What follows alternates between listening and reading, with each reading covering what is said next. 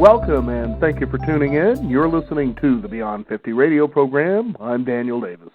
Well, we're approaching the end of 2013, and just like many people, as they see the New Year's coming onto the horizon, they decide it's time for a few of those resolutions to be able to change our lives and move more into a direction that we want to see ourselves, whether it's improving on our way of performing in our work, maybe being a better husband, father, or wife, whatever the case may be. We also know how those resolutions, as they come out, tend to, over the next 30 days, maybe 40 days, peter out to the point where you're back to the same place that you were when you started. What to do, a person must ask. Well, you always hear think outside of the box or change the way that you're thinking or maybe your habits, and perhaps some of you are out there taking some of those wonderful seminars and courses that guarantee you results.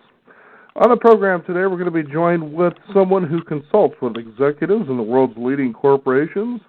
She also helps out with enterprising entrepreneurs, celebrities, students, and evolutionaries in the groundbreaking system of new thinking, simply titled Quantum Think. And the book is Do You Quantum Think? We've had the pleasure to have Diane on our program before, and she's joining us today to see how we can break through with a new way of thinking in today's challenging world.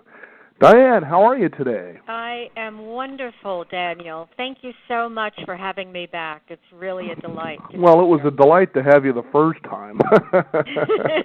How have things been since the last time we've talked as far as Quantum Think goes? The last time we've spoken, Do You Quantum Think, my book, subtitled New Thinking That Will Rock Your World, has been rocking my world.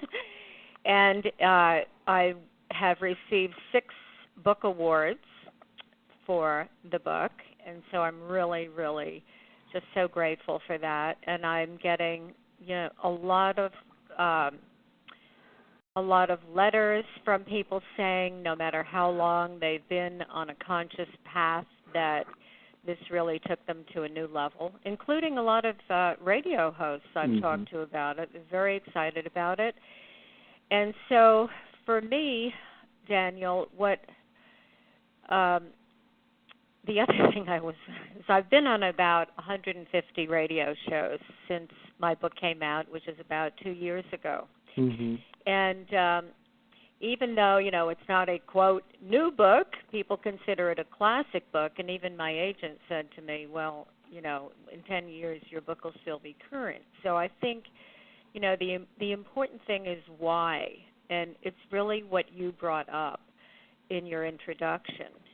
And that is really that it's time to go to the next level of mastery with regard to how we relate to our thinking and what we habitually hold in mind. All of us know, we know all the platitudes, right? What Sure. you focus on expands, thinking creates reality, our habits of thinking, give rise to, I like to think of it this way, as the resonant field that we basically are operating from. And the power of intent, we need to use our intuition more. And so I think it's now time for all of us to really put that together and take it to a new level. And one other thing, and why I'm so glad I'm on the show with you today, as we are, bringing this year to culmination and going into the new year, 2014. And, of course, as you know, it's not only about, in the short term, but in the longer term cycle, because I have a very keen interest in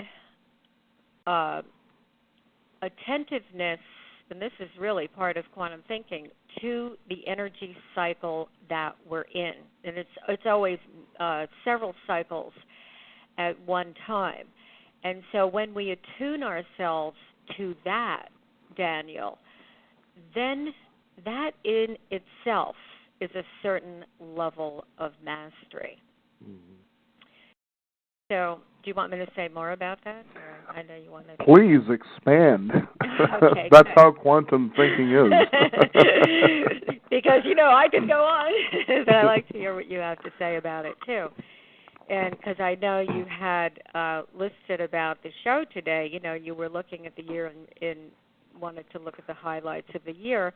But I think that's important, and I think it's important to just look at the general energy trend right now. Mm-hmm. Is that our systems and structures, as we have known them, are being scrutinized. I mean, this has been going on for a number of years, and we are, being scrutinized collectively. And this, what happens collectively, energetically, has also happened for us individually as well. So when things are seeming to reach their limits, and, of course, last year was the December 21st, 2012 cycle that ended a certain period of the Mayan calendar, as we all know. And so, that was just another demarcation and another indicator of this cycle of transformation that we are in. And so as the old systems are being dissolved, you could say, not completely, but the unworkability of them. So what are the trends? Well, one thing is that what's not working or what is no longer needed, and we can look at this, for ourselves individually, ways that we've related to ourselves in the past that are no longer effective, no longer even desirable or desired. Different things like this, things that actually need to be fixing, need to be made healthier, whether it's in our, pocketbook or our physical health or any aspect of our well-being. And so when you look at this all together, the old is breaking down and or being exposed so that we can reconstruct, so that we can build a new foundation, a new structure. And so then you ask yourself, well, what am I basing that on, right? Mm-hmm. What's the direction? And again, when you're able to attune yourself and really live in that, which I consider living in a state of meditation, that meditation is not just a practice, it's an excellent, very important practice, many different forms of meditation, but to be able to live in that 0 point state so that we are more attuned to the infinite intelligence that is coming through us uniquely, each one of us, so that when we look forward now and think about, well, what do I really want? What is tapping me on the shoulder silently and telling me, Daniel, go this way, Joy, time to go that way, time to expand in this area. What do I really want? And what is no longer effective, necessary, or desired? And so this is really the cycle of energy that we're in. And by the way, since I am, as I like to think of myself, an avid student of astrology, or as I like to think about it, just, again, these energy cycles that for the most part, we don't have that kind of education yet in ordinary education, but these cycles are important. And when you look at it right now, Daniel, it's also a time of action. And when we look at this way, I call it in quantum thinking, I use this with our clients, the 4 pillars. It's like the 4 cornerstones, my teacher calls it. But the pillars of life, which is self and relationships. These are complementary opposites. Home life or foundation, roots, and career or profession. And when you look at that as a kind of, look at those 4 posts, and you realize that right now we need to be attentive to all 4 of them simultaneously. So this is what I mean by the energies of the times. And then, of course, where does quantum thinking come in is that the mantra, I call it a quantum thing, when you master your mind, you master your life. So it's mastering the faculties of mind and what we hold in consciousness. You know, it's interesting, Diane, too, that you have, this day and age, people so connected through technology. You know, that sense of having what we want immediately right there at our fingertips. Do you see that as maybe helping or maybe causing people to divert off of the path of quantum thinking? Well, I see it definitely as it's very hopeful, because we no longer have to rely on, it's multidimensional. It's a very interesting question you're asking, because in one way we know that has brought the world together. We know that, one tweet can literally change the world when other people pick up on it and when it's hitting a chord, a universal chord of humanity. And so, this is one of the aspects, is that when we talk about, quote, a crisis in leadership, that we need a new kind of leadership today. So in one sense about the technology, we know that it's brought us together, and also it has accelerated the pace of change because of it. And then on another note, we no longer have to become reliable on, the old way of learning, acquiring a lot of information, because it's immediately available. So then what that points up from a quantum thinking perspective is that one thing is, how do we not become overwhelmed by the number of choices? It's really infinite, right? And how do we learn to think in sync with this accelerating pace of change, which is actually, according to scientists, a fact, and we can see, why, but the universe, it's all part of it, and that we have this increasing number of choices, and we also have, because we're in this great time, what people, as you know, refer to often as the Great Shift, this great time of transition where we're making this leap. We're taking a leap in the way that we connect to one another, in the way that can we finally really live the wisdom, be walking, talking embodiments like the great beings who we revere, we pray to, we aspire to be like them. It's time.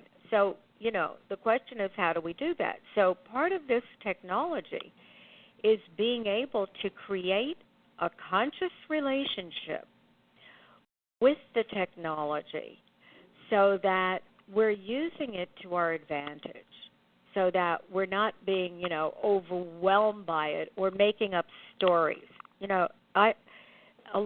One thing that I've been listening to a lot of shows, including yours, which I always enjoy, and I realized something, Daniel, is that it's almost like, from a quantum worldview, reality is context dependent, meaning, how I like to say it, what you bring is what you get, the observer effect. So it's like there's an underlying, it's almost like it is sometimes spoken, but it's an underlying context that I noticed, and I really was thinking about this today as I knew I was coming on the show with you, that we operate from there's something wrong. I'd like to know your view on this. It's like we come from there's something wrong. We have to, how do we fix it? How do we get healed? How do we do this? How do we do that? And, a lot of people, and I heard someone also, one of your guests who I enjoyed very much, that, talking about the electromagnetic frequencies, EMS, are they,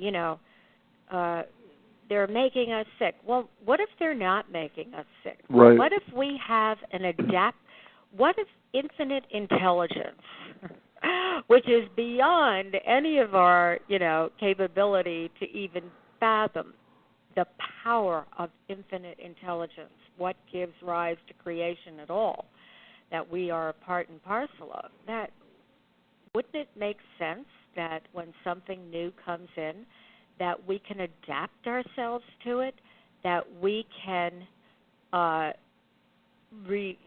see, how I would say it, not change, but expand the frequency range from which we're operating so that we can live with the technology, which is now just not a side thing, right? It used to be when it first came out, oh, are you on a computer? Are you on a tablet? It's part of life. So that's how I was thinking. And I wanted to hear your view on that, too.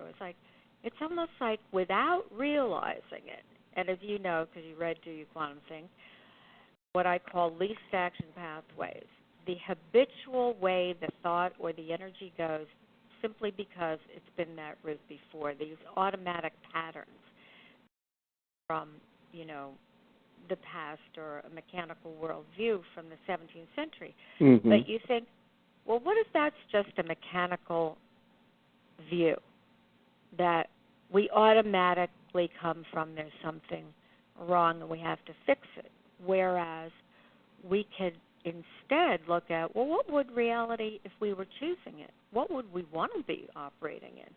How about that everything's working and we can go to a new place? It's just, we've done so many shows in this direction. I love that you brought that up, because a lot of times when people seek change, from my experience and even on my own personal experience, they seem to see that they're getting the same results, and they don't realize just how deep that message of who they think they are really is. That's the first thing I would think. And talking about what is that message or that tape that's playing inside you, and explore where did that really start, and where did it come from, to realize that it's just even in that discovering moment that you could turn it around to something different in that moment. And when you start getting glimpses of that possibility, real glimpses like, wow, is it really that easy? And it is. It gets a little scary at times, but you think, what would it be like if I plunged myself into it? And that's what I love about what you write in Do You Quantum Think. It is just really that simple. And it really is. And, here's the thing that I think it's very important when I say, let's all go to a new level with this, including me, that a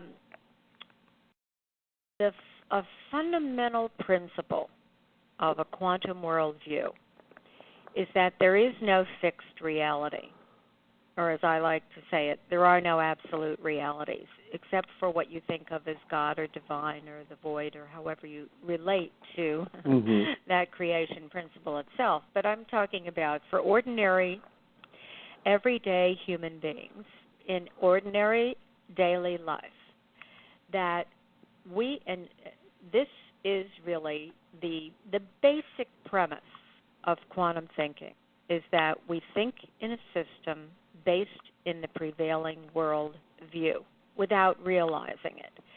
And that the world view, even though we're in a quantum world view now, we're in a quantum age, but our thinking is still very much conditioned by the industrial age world view.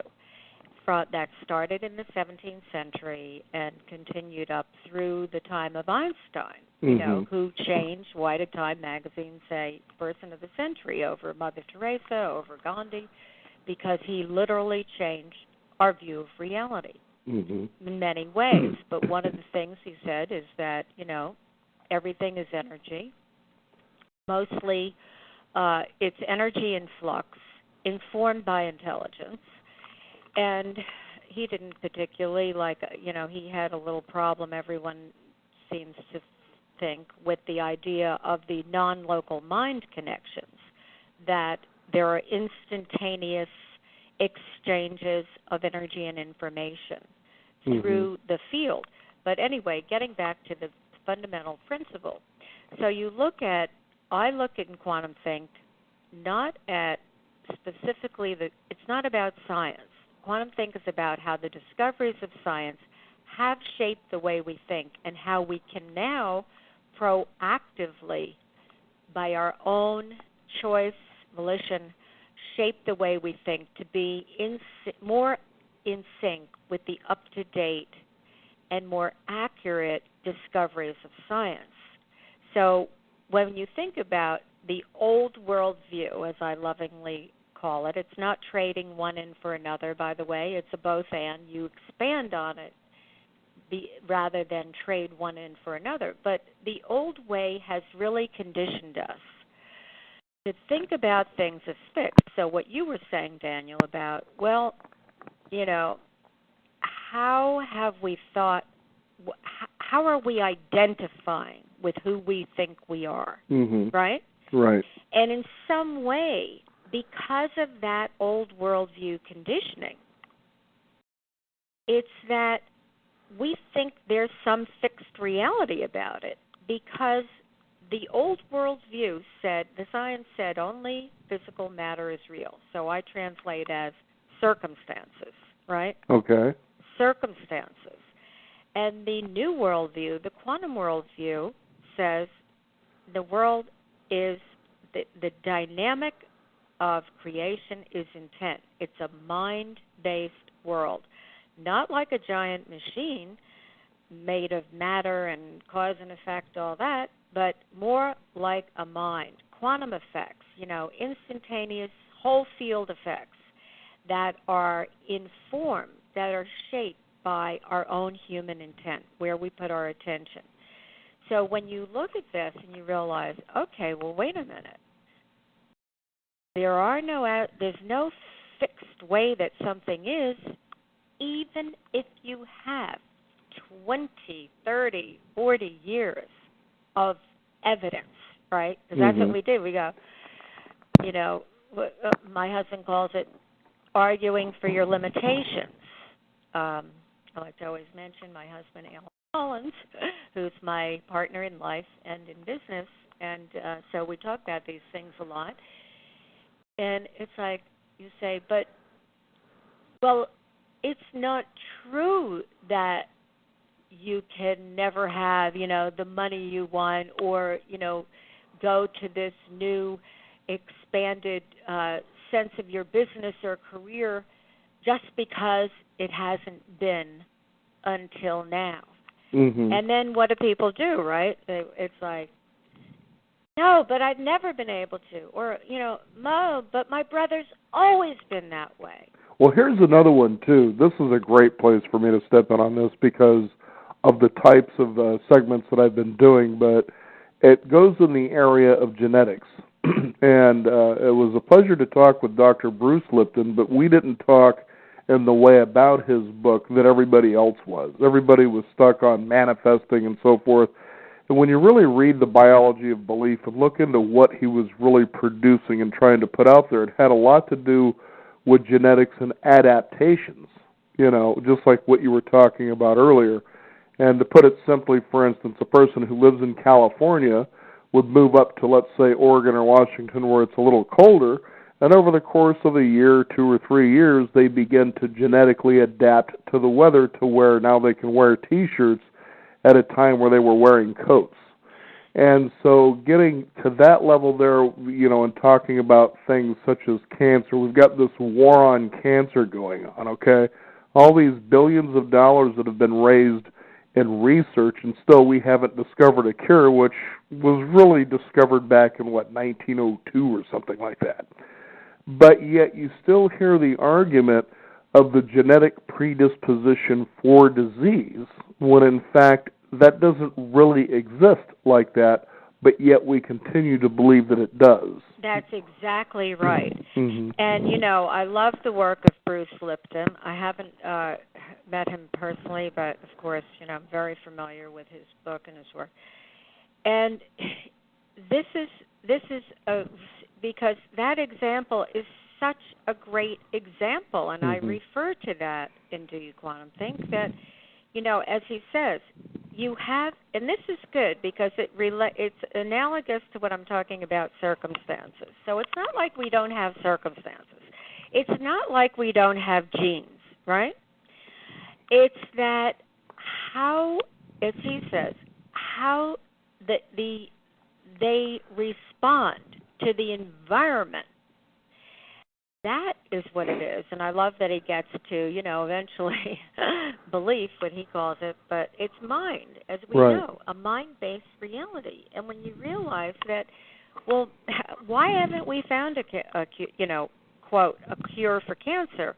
Well, I've met many, as you said, it's been shown many times that there are, cures or ways of having the cancer leave the body. And that I met a while ago a very a prominent attorney in this field where, as we also know, that there's so much argument against finding a cure. I mean, they say finding a cure. God forbid for the bureaucracy getting all this money being raised, should they be cut out of it? And this is how it plays out. Now, I don't like to be in the, these people are terrible. That's not how I look at it. I look at it as just an unawareness, or as we say in our business, it's just a lack of distinction. And that's why I feel that all of us who have access to this way of thinking, to this actual discovery and knowledge, that you do, as Bruce Lipton says, you don't have to be at the effect of whatever you think your genetic predisposition is.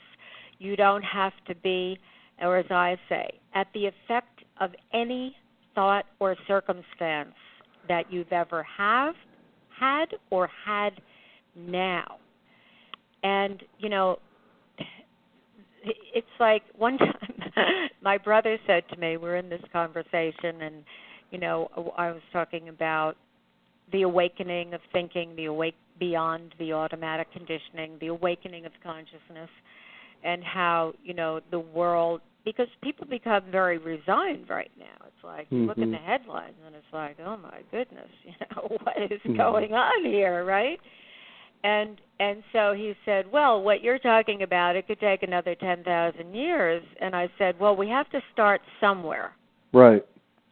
And that is really how I know that, part of my purpose is really for this message. It's like, in the very beginning of my book saying, what if there's nothing wrong with us? What if we're just all still at the effect of the old conditioning without even realizing it, and that now we can get a new spin on things, that we don't have to blame,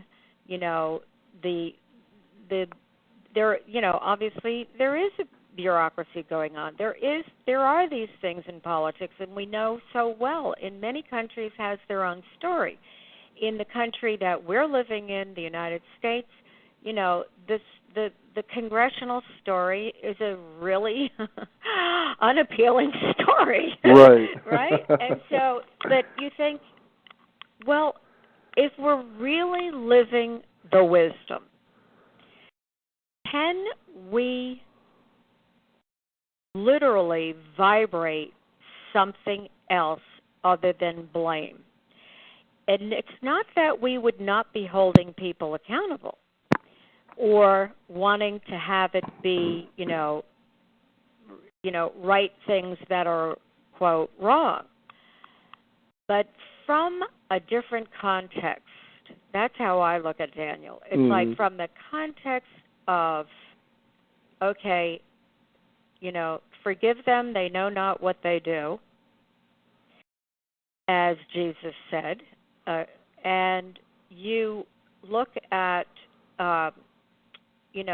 what is it to actually live the wisdom of compassion? That you have compassion for people who do not have a certain level of awakened awareness yet. Or I don't even like to say it that like it is that way. Mm-hmm. That we're all awakening at our own level.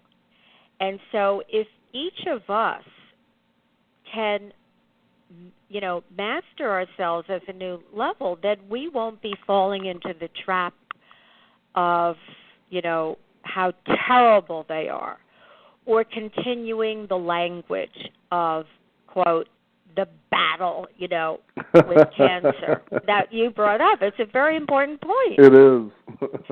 That languaging, what is that about? Right. It's like, I'm healing myself. We're discovering what is at the source. We're looking at our well-being multidimensionally. We're looking at, the holographic aspect of life and realizing that we can approach our well-being from many different angles, and we can do that.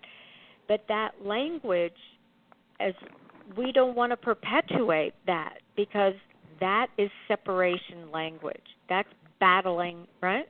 And right. That's that old worldview language. That the world, the universe, as a giant machine, separated into its constituent parts, figure out how they work together in a cause and effect way, and you'll predict and control everything.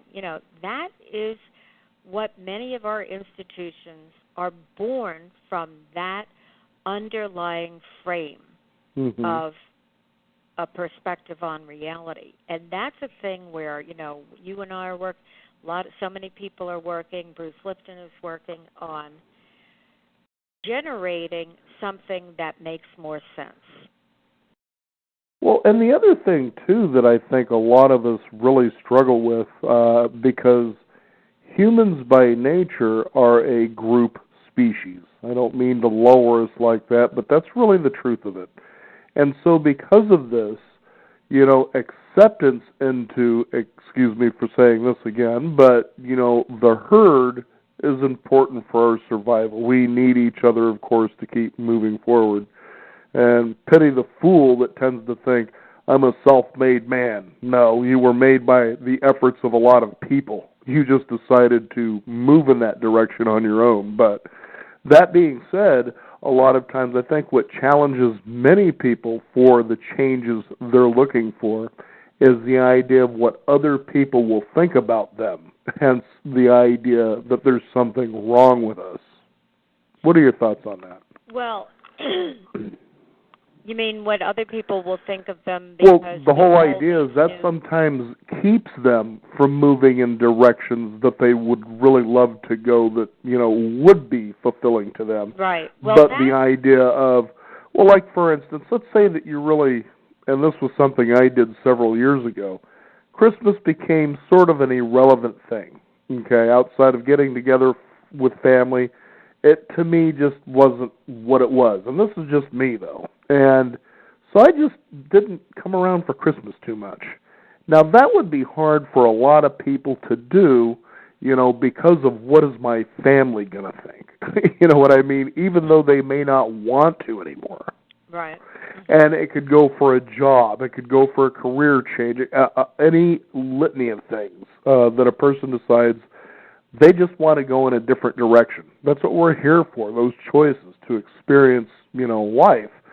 But they found themselves kind of pinned because of what others will think. Yeah. Well, there's, of course, it's it's multidimensional again here, Daniel, because for one thing is that when you want to make a change and you feel that, you have this thought that others won't like it, that's one of the thoughts that we need to not, that's one of the dissolve that, move, like get a new relationship with that thought, because it's not the truth. And this is what I mean by going to a new level of mastery, where As you know, I make a distinction between intent and intention. Mm-hmm. Intent being an activation of the energy intelligent field that, I like to say, our personal resonant field. So when you could have an intention for a new direction, but you're holding within your field, my family won't approve. I've dealt with a lot of clients on this because either they think, their company's not going to approve, or their, whatever it is. Right. I even, dealt with a celebrity on a major TV show on this, where,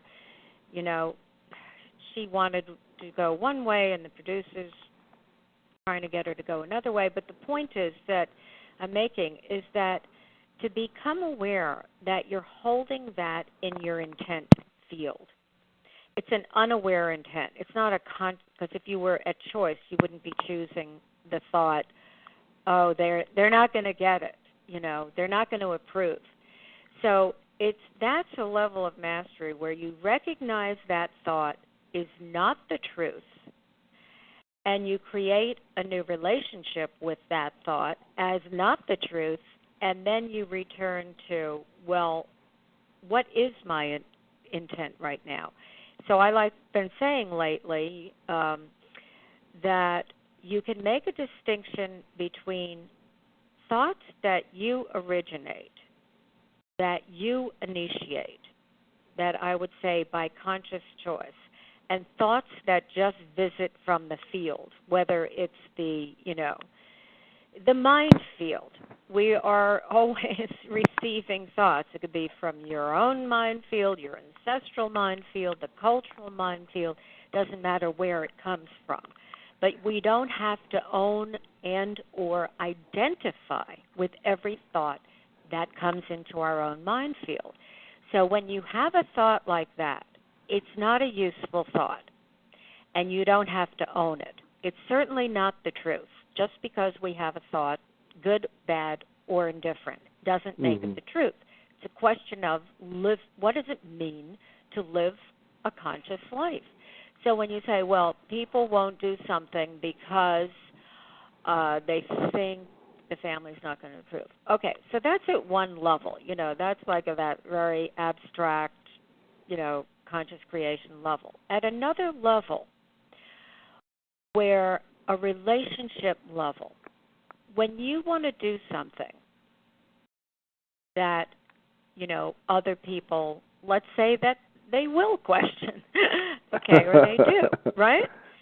Then I said it's paradox. The whole our reality is paradoxical, because then it's like, well, context is everything, and therefore ask yourself, can you create a context for communicating your desires, or how your actions, or a new direction for yourself? Can you communicate that in a context that includes others? So that we would say it like this in our own work. We say, and this is one of the practices we use for with our business clients particularly, is to create, have a communication today. We usually make it one or two, but let's say have at least one communication. It can be by phone, in person, text, whatever it is, tweet, with the intent that the other person experiences being heard. And you see, what happens when you do this, Daniel, create an intent, okay, have a communication with the intent. So you're consciously generating an intent. This all happens silently within yourself. That the other person experiences being heard. Now, this is really what all of us want. We want to be known. We want to experience that who we are is being heard. And when you communicate that way with someone, then this creates connection just by virtue of having that intent. Rather than, the old worldview, the view of separation, the parts, the parts put it together universe, it's like where speaking and listening is separate. I'm going to talk and you're going to listen and then you're going to respond.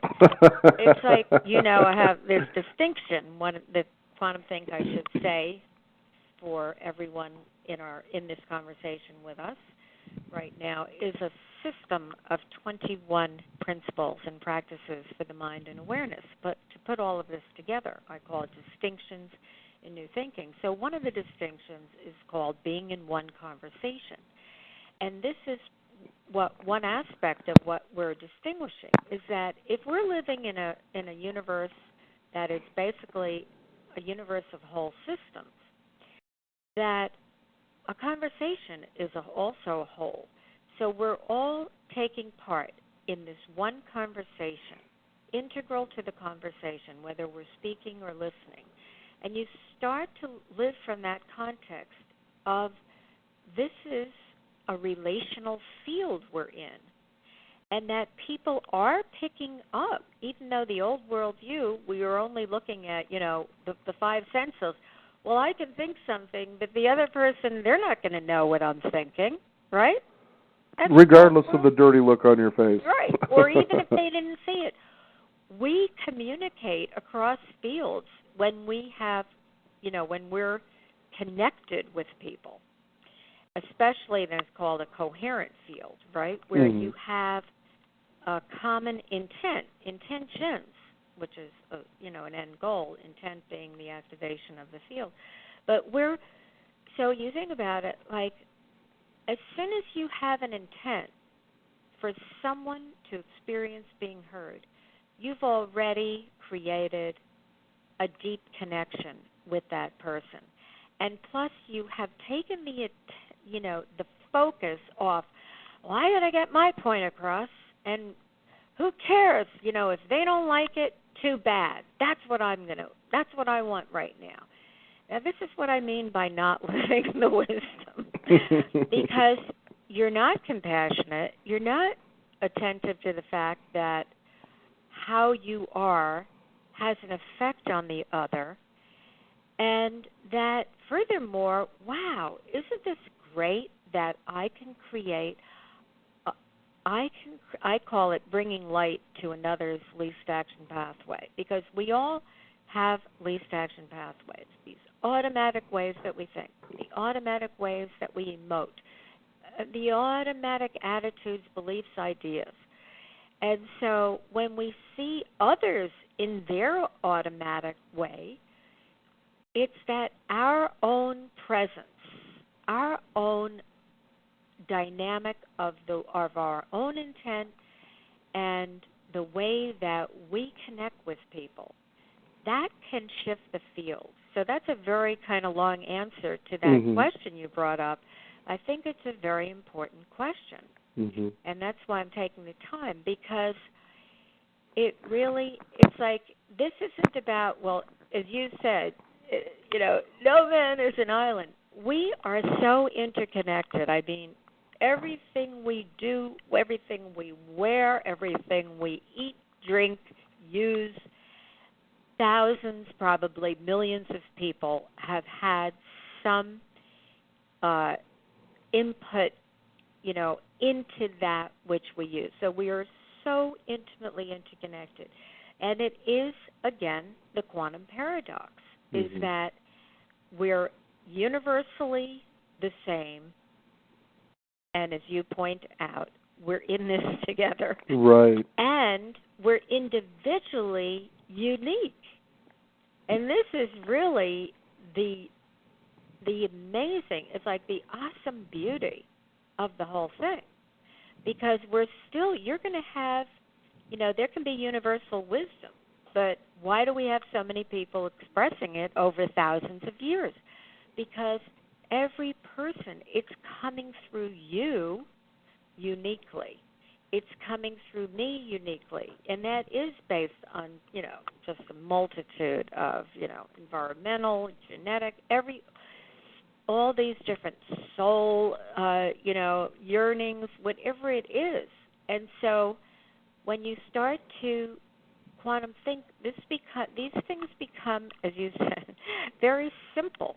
It's like it's no longer a struggle. You're not thinking, oh, they won't like it. It's that you're thinking, well, what can I say so that they experience that I hear them and that we can, we can both experience that this is something that's good. This is something positive. Mm-hmm. I was thinking, too, one of a great example I would think to use on what we're talking about here is criticism.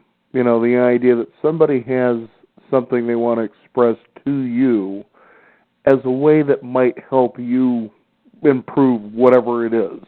And that's criticism. And a lot of times, though, when we hear critics, it's like, well, who invited you into this conversation? See, we've already got this preconceived idea about what their real intention is, when it could be, I just observed this and I thought you'd be interested to know the fact that you really do need to wipe your face, kind of a thing. But the fact is that's one of those things that, and you're hitting it so on the mark, the intention to hear someone else, to really listen to them.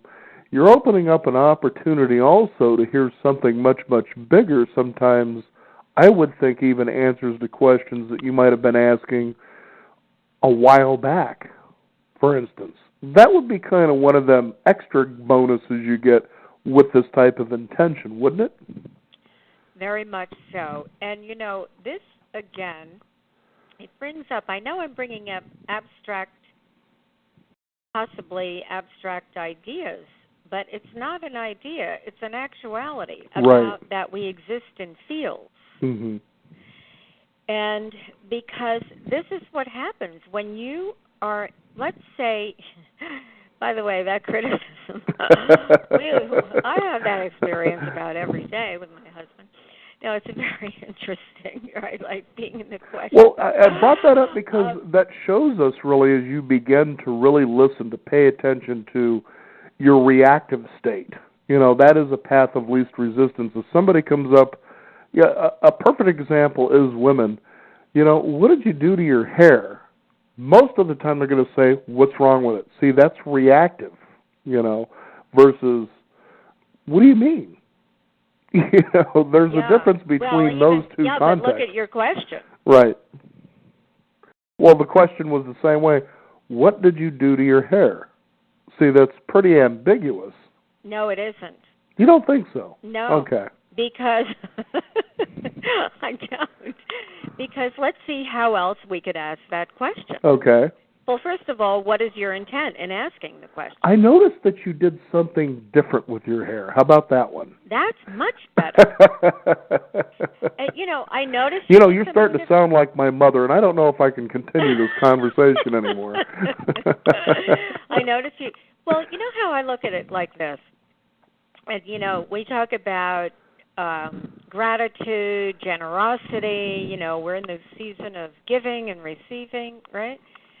And I look at something like someone changed their hair. Now, if that person likes it, right? And this is, again, right, the observer created reality, distinction number 2.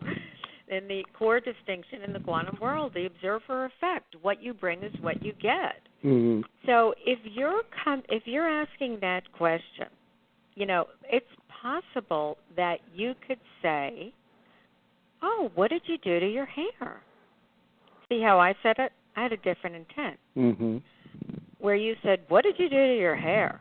Right. You could have that same, the exact same statement. So, everything has frequency and vibration. The words have frequency, but the intent is always more important. This is in my research, personal research over the years of everything from, indigenous cultures, shamanic healing, all the different things, energy healing, sound healing, all the various things that I've ever looked into. And without question, every practitioner, master, of whatever it was, they always say, and the intent when you're voicing this sound, and the intent when you're doing this healing, and your intent when you're doing this clearing, that is essential. Why? Because we're in a mind-based reality. Mm-hmm. Now, right? So, and what is that central dynamic of creation for human beings that we've been divinely endowed with? The power of intent. So it's that intent. So when you say, oh, what did you, wow, I could say within, that's why I said, well, what is your intent in asking the question? Mm-hmm. Is it your intent to critique it? I'm asking you because I think this actually happened to you. Or some variation on this theme, right? Oh, sure. When you're in radio, you get it all. Yeah, you get it all. But, it's like you could say, with my intent, let's say in my intent field, it's like, wow, she really looks good. I say, wow, what did you do to your hair? Or, wow, you changed your hair. Or, I see you changed your hair. Or you could think underneath, God, why'd she cut her hair? She looked much better before with longer hair, mm-hmm. right? And then you're asking, now this is where the awareness comes in. It's like you're aware, oh, what'd you do to your hair? Where you're pretending. This is what we call positive thinking. Pretending to have a positive thought on top of a negative conclusion. Ah. That's the difference between positive thinking and quantum thinking. Quantum thinking is realized there is no way that it is. And what I bring is what I get, an observer effect. And as I was saying, if someone changed their hair and they like it, what will it cost me to say, you changed your hair? Great. That was a good move. Not to be inauthentic about it. Sure. But, wow, that must make you feel different every day. See, you could say something authentically that acknowledges where, again, the person experiences being heard in whatever way. It's being heard is not only that someone actually said something. It's being heard like who they are, how they're expressing themselves. So you could say, oh, you could, this is what I mean by creating a context where what are we emanating?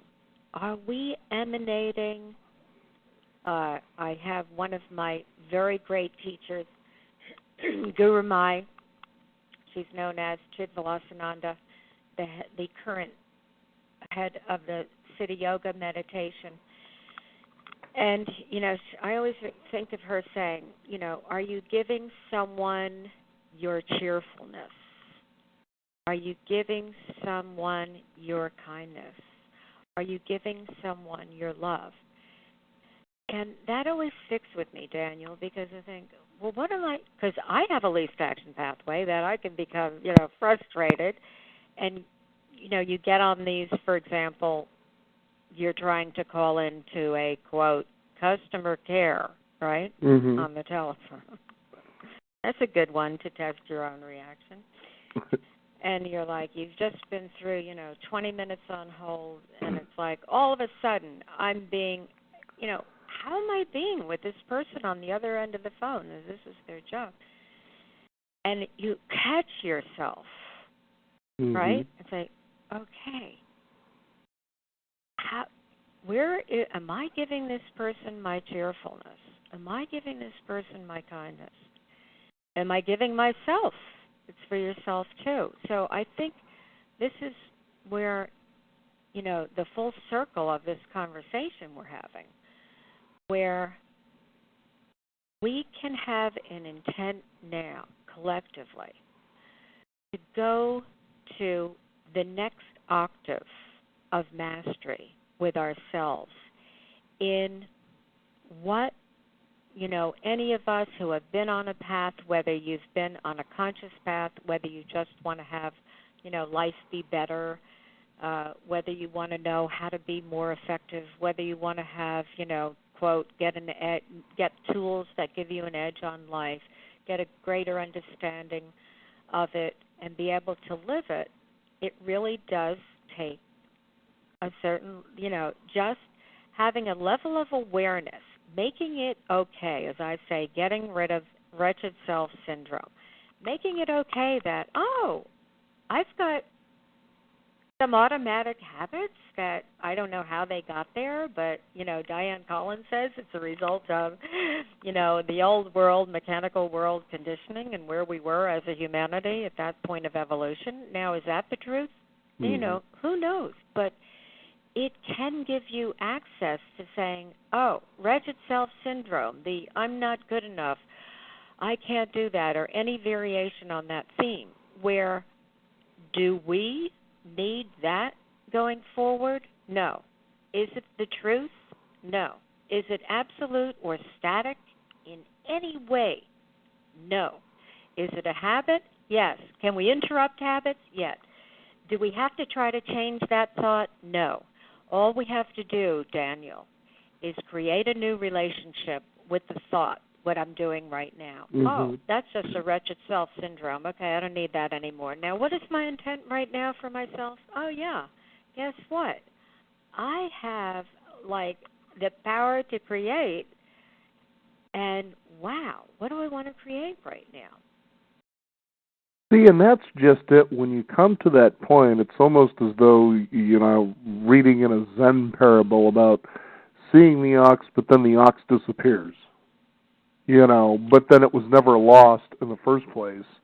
When you get that glimpse, you realize there's a tremendous amount of personal power that you have right there, but it does take some practice to exercise that muscle from the conditioning, as you keep talking about. Yeah, and it does take practice. Now, what the idea and the intent of Quantum Think is that you can jump systems, what I call a quantum leap in consciousness. A literal, people say, you mean metaphorically? No, literally. Because you just pointed it out, like, let's say, in that, or any Zen koan, where it's like you're, you can't even explain it, right? Of course, that's what they say.